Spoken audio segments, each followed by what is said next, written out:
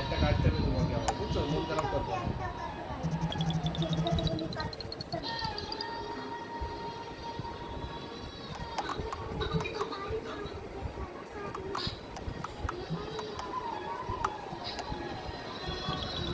হ্যাঁ তাহলে দোস্ত ভালো আছিস?